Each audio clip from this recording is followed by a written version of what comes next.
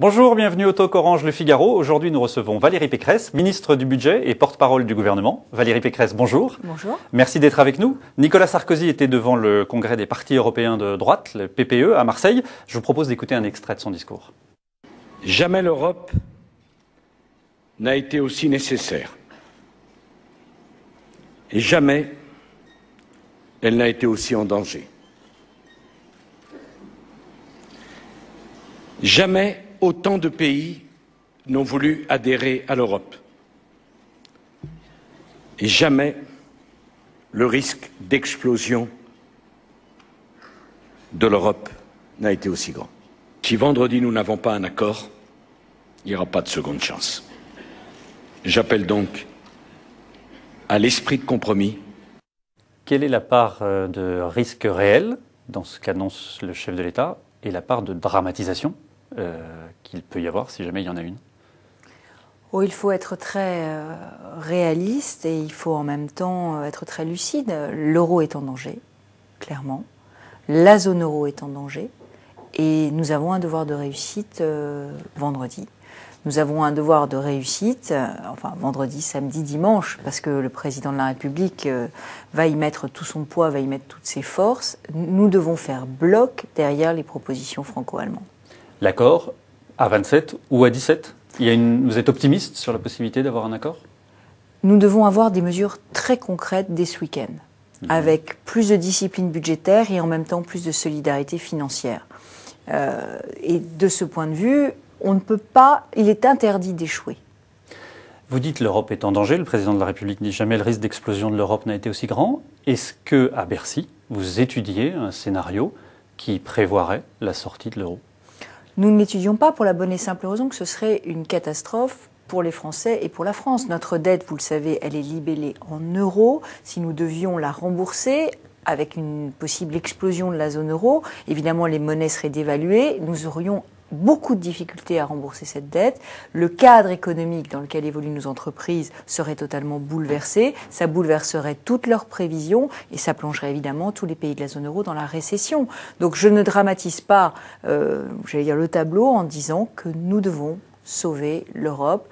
L'Europe a rendez-vous avec son histoire vendredi, samedi, et le président de la République sera à ce rendez-vous. Mais s'il y a un échec, est-ce que, en tant que responsable du gouvernement, au gouvernement, il n'y a pas d'obligation, de nécessité de prévoir un plan de sortie de l'euro, ou en tout cas un plan B ?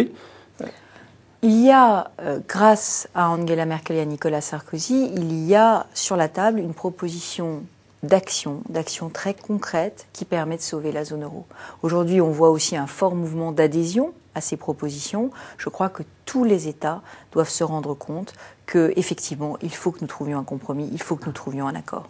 François Fillon, en début de semaine, a dit qu'il n'y aurait pas de troisième plan de rigueur. Si la France perd son triple A, est-ce qu'il faudra quand même ne pas prendre de nouvelles mesures ? Il n'y aura pas de troisième plan de rigueur pour la bonne et simple raison que ce n'est pas ce dont la France a besoin en ce moment. En ce moment, ce dont la France a besoin, et l'avertissement qui lui a été lancé par l'agence de notation Standard & Poor's le prouve, elle a besoin d'une zone euro solide, solidaire, crédible, durable. Donc d'abord, résoudre le problème des turbulences de la zone euro. Ensuite, le deuxième souci, c'est celui de notre croissance. Mais on le voit bien, ce souci de la croissance, il vient en premier lieu de l'instabilité de la zone euro, qui fait que les investisseurs n'ont pas de visibilité sur 3 mois, 6 mois, 9 mois. Donc il n'y a pas besoin de prendre de nouvelles mesures. Il faut d'abord résoudre la crise de la zone euro, ce à quoi le président s'emploie. Il faut ensuite qu'on travaille sur des mesures qui permettent de doper la croissance. Et dans ces mesures qui permettent de doper la croissance, il y a toute une série de mesures de compétitivité de nos entreprises.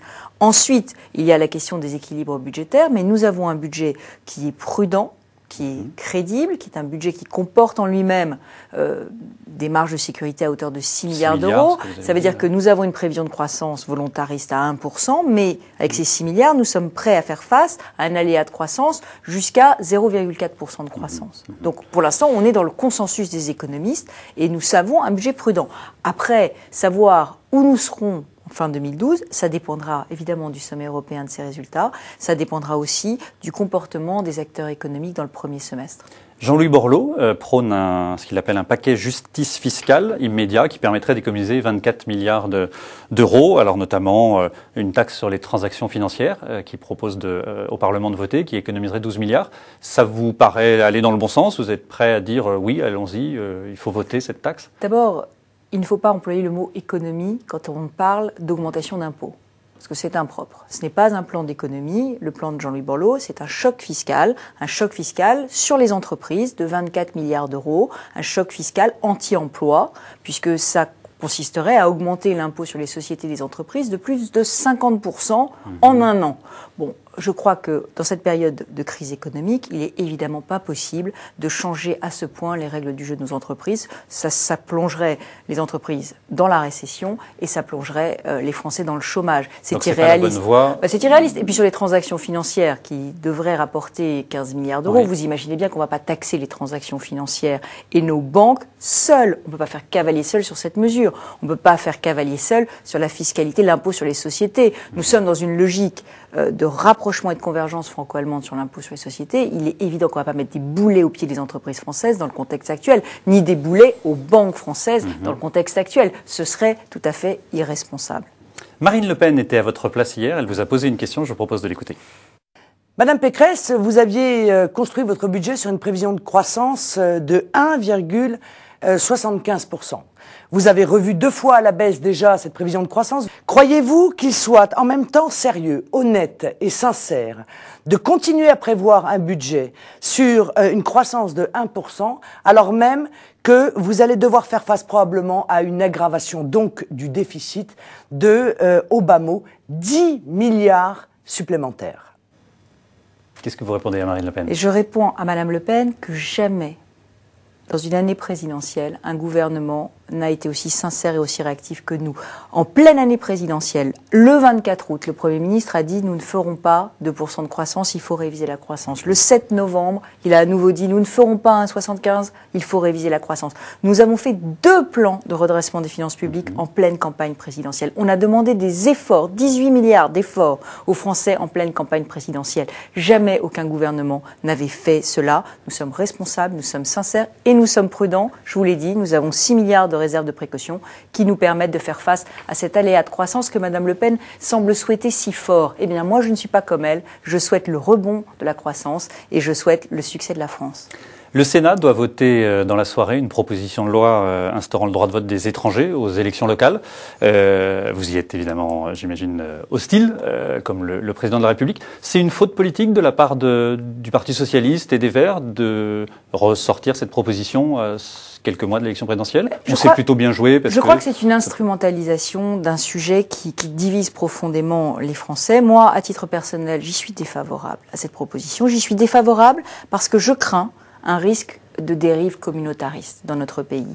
Et je le crains parce que nous avons un certain nombre d'indices qui nous font le craindre. L'étude qu'a fait Gilles Kepel sur les banlieues de la République, en montrant la montée d'un certain nombre de dérives communautaires, nous font craindre cela. Donc je crois que pour moi, le droit de vote, c'est l'aboutissement d'un processus d'intégration. Et l'aboutissement d'un processus d'intégration qui va jusqu'à l'apprentissage de la citoyenneté et la nationalité française. Et je crois que c'est comme cela qu'on évitera les dérives communautaires. François Bayrou a annoncé sa candidature, enfin officialisé, on va dire, sa candidature à la présidentielle. Pour vous, il a vocation à se situer dans la majorité? D'après ses premières déclarations, j'ai l'impression qu'il y a un fossé radicalement infranchissable entre les propositions de François Hollande et celles de François Bayrou, puisque François Bayrou nous dit « je veux revenir à l'équilibre budgétaire, je veux désendetter le pays, je veux me remettre un peu de raison dans tout ça ». Comment pourrait-il s'allier avec un François Hollande qui propose la création de 60 000 postes dans l'éducation nationale, le retour à la retraite à 60 ans et la sortie du nucléaire? Donc il est Sarko-compatible. C'est ce que vous dites aujourd'hui. Je pense en tout cas que le fossé avec la gauche, qui a fait preuve de beaucoup de démagogie ces derniers temps, me paraît infranchissable. Valérie Pécresse, merci d'avoir répondu à nos questions. À demain pour un prochain talk.